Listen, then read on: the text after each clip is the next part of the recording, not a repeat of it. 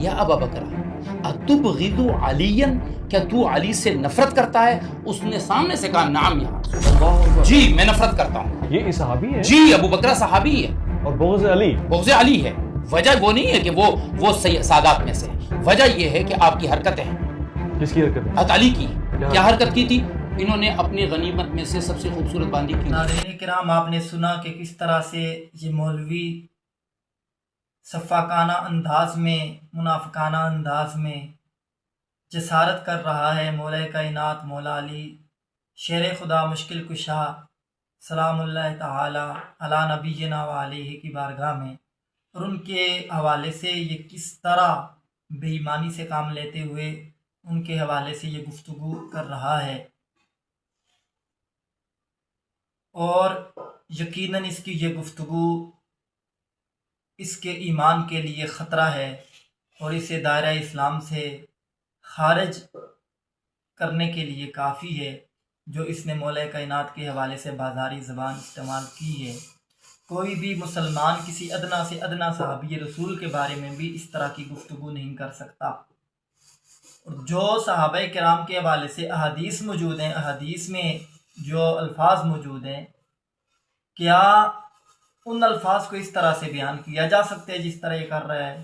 ہمارے اکابرین نے تو صحابہ کرام کے حوالے سے، جن صحابہ کرام سے بتقاض بشریت کچھ معاملات ہوئے ہیں، ان کے حوالے سے بھی کف لسان کا موقف اختیار کیا، اور صحابہ کرام کے بارے میں یہ کہا کہ ہم ان کے حوالے سے کلمہ خیر ہی کہیں گے، ہمیشہ کلمہ خیر کہیں گے۔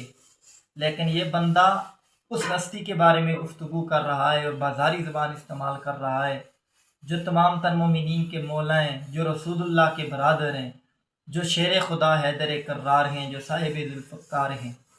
اور میں آپ کو بتاؤں کہ اس شخص نے جس روایت کا سہارا لیتے ہوئے اس گندی قسم کی زبان کو استعمال کیا ہے، وہ روایت اتنی خطرناک ہے کہ روایت سن کے صاحب ایمان لوگ اس چیز کا جائزہ لگائیں کہ اس طرح کی گفتگو کرنا تو دور کی بات ہے، اگر ادب کے ساتھ بھی اس طرح کی بات مولا کائنات کے حوالے سے کی جائے تو ایمان انسان کا ایمان جانے کا خطرہ ہے۔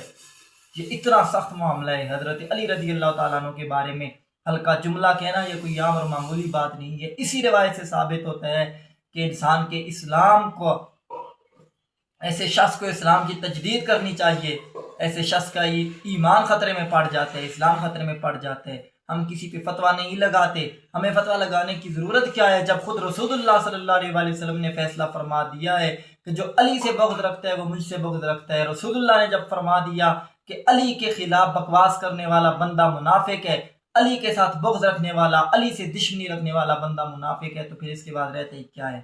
اس شخص نے بخاری شریف کی جو حدیث پیش کی وہ بخاری شریف میں 4350 نمبر ہے۔ حضرت ابو بکرہ کا یہ نام لے رہا ہے، حالانکہ حضرت ابو بکرہ سے نہیں ہے، حضرت بریدہ اسلمی رضی اللہ تعالیٰ عنہ سے یہ روایت ہے۔ وہ فرماتے ہیں کہ حضرت علی رضی اللہ تعالیٰ عنہ انہیں حضور نے خمس کا مال لینے کے لیے بھیجا۔ ہم ایک لشکر کے ساتھ گئے ہوئے تھے غزوے پہ، تو وہاں سے جب فتح ہوئی تو مال غنیمت میں سے خمس کا مال جو اللہ اور رسول اور حضور کے قرابت داروں کا حق ہوتا ہے وہ لینے کے لیے بھیجا۔ تو ہمیں حضرت علی رضی اللہ تعالیٰ عنہ کا معاملہ پسند نہ آیا، خمس کے مال میں حضرت علی رضی اللہ تعالیٰ عنہ نے حصہ رکھ لیا۔ تو جب میں حضور کی بارگاہ میں آیا تو میں نے آ کے حضور کی بارگاہ میں حضرت علی کے اس معاملے کو ذکر کیا، تو حضور نے مجھ سے پوچھا اتبغض علیہ، کیا تو علی سے بغض رکھتا ہے؟ قلت نعم، میں نے کہا جی ہاں۔ تو حضور اقدس صلی اللہ علیہ وآلہ وسلم نے ارشاد فرمایا لا تبغضہ فَإِنَّ لَهُ مِنَ الْخُمْسِ أَكْثَرَ مِنْ ذَلِكَ، کہ اے بریدہ تو علی سے بغض نہ رکھ، بے شک علی کے لیے تو خمس سے اس سے بھی زیادہ حصہ بنتا ہے۔ یعنی صحابہ کرام کے اپنی سمجھ کے مطابق ان کو حضرت علی رضی اللہ تعالیٰ عنہ کا وہ معاملہ پسند نہ آیا اور انہیں اس معاملے پہ اعتراض ہو گیا، تو حضور صحابہ کو بھی فرما رہے ہیں کہ حضرت علی رضی اللہ تعالیٰ عنہ حق پہ ہیں۔ اور یہ روایت جو بخاری میں ہے وہ اجمال ہے، اس کی تفصیل آپ سنیں گے تو آپ کی رونگٹے کھڑے ہو جائیں گے۔ صاحب ایمان لوگ غور کریں اس روایت پہ کہ یہ کتنی سخت روایت ہے۔ اللہ اکبر، اللہ اکبر۔ ترمذی شریف میں مسند احمد بن حنبل میں جو حدیث کے الفاظ ہیں وہ یہ ہیں کہ جب اس لشکر سے صحابہ کرام واپس آئے تو 4 صحابہ حضور کی بارگاہ میں کھڑے ہوتے ہیں۔ پہلے ایک صحابی کھڑے ہوئے انہوں نے حضور کی بارگاہ میں حضرت علی کے اس معاملے کا ذکر کیا، حضور نے اپنے چہرہ انور کو پھیر لیا۔ پھر دوسرے صحابی کھڑے ہوئے، اللہ اکبر، انہوں نے ذکر کیا تو حضور نے اپنے چہرہ انور کو پھیر لیا۔ پھر تیسرے صحابی کھڑے ہوئے تو پھر حضور نے اپنے چہرہ انور کو پھیر لیا۔ پھر حضرت بریدہ اسلمی کھڑے ہوئے تو حضور نے 3 بار فرمایا، حضور کا چہرہ مبارک سرخ ہو گیا۔ صحابہ فرماتے ہیں کہ حضور کسی پہ غصہ نہیں فرماتے تھے، حضور کا جب چہرہ حضور کے صلی اللہ علیہ وسلم کو جب کوئی بات ناگوار گزرتی تو ہم حضور کے چہرہ انور سے پہچان لیتے تھے، تو حضور کا چہرہ انور سرخ ہو گیا، آپ کو جلال آ گیا۔ آپ نے فرمایا ماذا تریدون من علی، ماذا تریدون من علی، ماذا تریدون من علی، تم علی سے چاہتے کیا ہو، تم علی سے چاہتے کیا ہو؟ پس بے شک فَإِنَّ عَلِيًّا مِنِّي وَأَنَا مِنْهُ، علی مجھ سے ہے، میں علی سے ہوں، وَهُوَ وَلِيُّكُم مِّن بَعْدِي، اور وہ میرے بعد تمہارا ولی ہے، تمہارا آقا و مولا ہے۔ یہ رسول اللہ نے فرمایا۔ اور اسی روایت کو جو الفاظ امام طبرانی نے معجم الاوسط کے اندر نقل کیے ہیں، وہ الفاظ دل دہلا دینے والے الفاظ ہیں۔ حضرت بریدہ اسلمی فرماتے ہیں کہ جب میں نے حضور کی بارگاہ میں یہ ذکر کیا معاملے کو، بلکہ حضرت بریدہ اسلمی فرماتے ہیں کہ میں صحابہ کے پاس آیا، میں نے صحابہ نے مجھ سے پوچھا کہ آپ کیوں آ گئے ہیں، تو میں نے انہیں یہ معاملہ ذکر کیا تو انہوں نے مجھے کہا کہ اے بریدہ اسلمی، رسول اللہ کی بارگاہ میں اس کو ذکر نہ کرنا کہ حضور اقدس صلی اللہ علیہ وسلم کی بارگاہ میں یہ علی کے معاملے میں بات کرنا مناسب نہیں ہے، حضور کے دل میں علی کے حوالے سے کوئی بات آ جائے گی۔ اللہ اکبر۔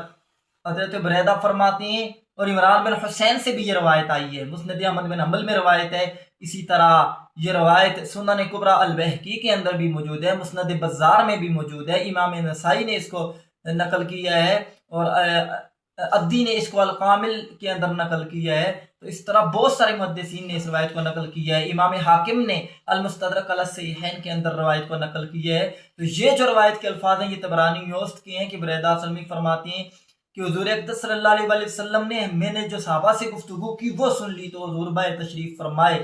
یہ آپ حدیث کے الفاظ سنیں کہ حضور نے کتنے سخت الفاظ بیان فرمائے۔ فرمایا ما بال اقوام ینتقصون علیجا فَإِنَّ مَن تَنَقَّصَ عَلِيًّا فَقَدْ تَنَقَّصَنِي، کہ لوگوں کو کیا ہو گیا ہے کہ وہ علی کے معاملے میں علی کے نقص نکالتے ہیں، علی کے عیب بیان کرتے ہیں، پس بے شک جس نے علی کا کوئی عیب بیان کیا اس نے مجھ محمد کا عیب بیان کیا۔ من فارق علیًا فقد فارقنی، جس نے علی سے جدائی اختیار کی، جس نے علی کو چھوڑ دیا اس نے مجھ محمد کو چھوڑ دیا۔ اور پھر آگے رسول اللہ نے حضرت بریدہ اسلمی کو مخاطب کر کے فرمایا کہ اے بریدہ، تجھے کیا ہو گیا ہے؟ کیا تو نہیں جانتا کہ علی مجھ سے ہے، میں علی سے ہوں، اور علی میرے بعد تمہارا ولی ہے۔ بے شک علی نے جو معاملہ کیا ہے اس کے لیے خمس سے اس سے بھی زیادہ حصہ بنتا تھا۔ اور حضرت بریدہ اسلمی فرماتے ہیں کہ حضور اقدس صلی اللہ علیہ وسلم کے چہرہ انور سے جو جلال اور ہیبت کے آثار نمایاں تھے حضور کے کلمات سے، تو اللہ اکبر۔ بریدہ اسلمی فرماتے ہیں کہ میں نے جب حضور کے یہ کلمات سنے تو میں نے عرض کی یا رسول اللہ بصحبت الا بسطت یدک حتی ابایعک علی الاسلام جدیدا، یا رسول اللہ آپ اپنا ہاتھ مبارک آگے بڑھائیں، آپ کو صحبت کی قسم ہے، آپ کو صحابیت کی قسم ہے۔ گویا حضرت بریدہ اسلمی یہ حضور اقدس صلی اللہ علیہ وسلم کو علی کی صحابیت اور علی کے اس صحبت کی قسم دے رہے ہیں کہ یا رسول اللہ آپ کو علی کی اس صحبت کی قسم ہے کہ علی کے ساتھ آپ کی اتنا لگاؤ، اتنی محبت ہے، آپ اپنے ہاتھ مبارک کو آگے کریں، اپنے دست اقدس کو، تاکہ میں آپ کے ہاتھ پہ دوبارہ بیعت کر کے مسلمان ہو جاؤں۔ حتیٰ ابایعک علی الاسلام جدیدا، یہاں تک کہ میں آپ پر دوبارہ آپ کے ہاتھ پہ اسلام کی بیعت کروں، نئے سرے سے مسلمان ہو جاؤں۔ اور پھر آپ فرماتے ہیں فما فارقتہ حتیٰ بایعت علی الاسلام جدیدا، کہ میں حضور اقدس صلی اللہ علیہ وسلم سے جدا نہیں ہوا یہاں تک کہ میں نے حضور اقدس صلی اللہ علیہ وسلم کے ہاتھ مبارک پہ اسلام کی دوبارہ سے بیعت کی۔ یہ اتنا سخت معاملہ ہے کہ جہاں پہ اگر 4 شخص یہ شرعی طور پہ کسی کے خلاف قاضی کی عدالت میں جا کے گواہی دے دیں تو ان 4 شخصوں کی گواہی کے بعد کوئی بات رہتی ہی نہیں ہے، اس پہ حد نافذ ہوتی ہے۔ لیکن 4 صحابہ حضور کی بارگاہ میں کھڑے ہو کے عرض کرتے ہیں، اور صحابہ کرام نے حضور کی بارگاہ میں جو ادب صحابہ کرتے تھے وہ کس ادب سے بولے ہوں گے، کس ادب کے ساتھ انہوں نے کتنے محبت برے الفاظ کا چناؤ کیا ہوگا، لیکن اس کے باوجود رسول اللہ نے ان سے چہرہ انور کو پھیر لیا اور اتنے جلال کا اظہار فرمایا کہ صحابی کو دوبارہ کلمہ پڑھ کے مسلمان ہونا پڑا۔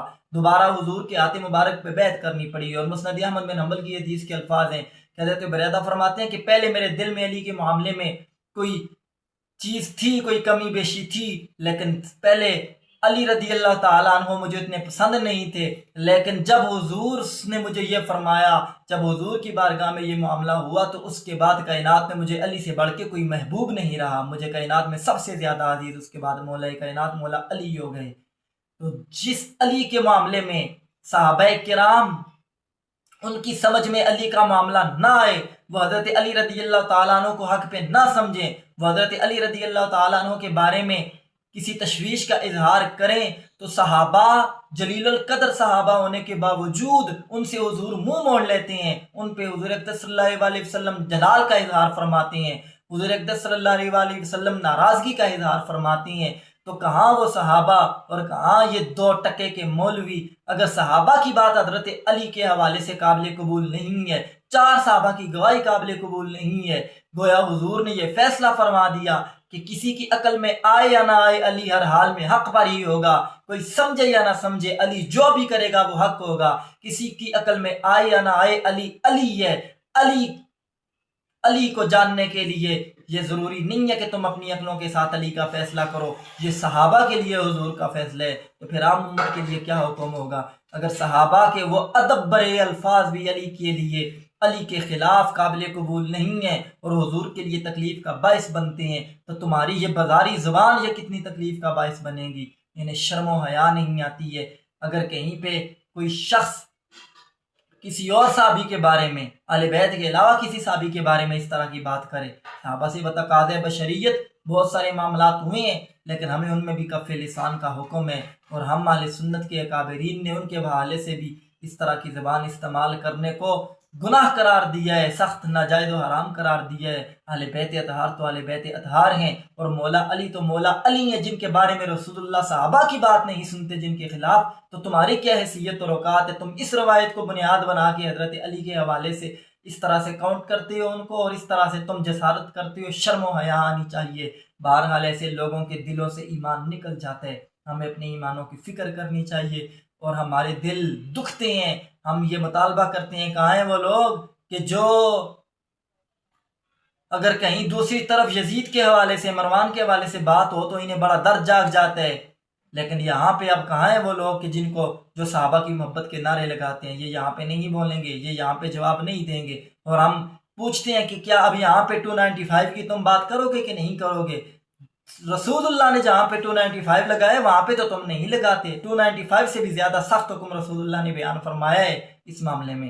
یہاں پہ تمہاری زبانیں بند ہیں, تو گویا پتہ چلا کہ تمہارے دلوں میں پھر صحابہ کی محبت نہیں ہے, تمہارے دلوں میں بغض اہل بیت ہے جو کوٹ کوٹ کے بھرا ہوا ہے.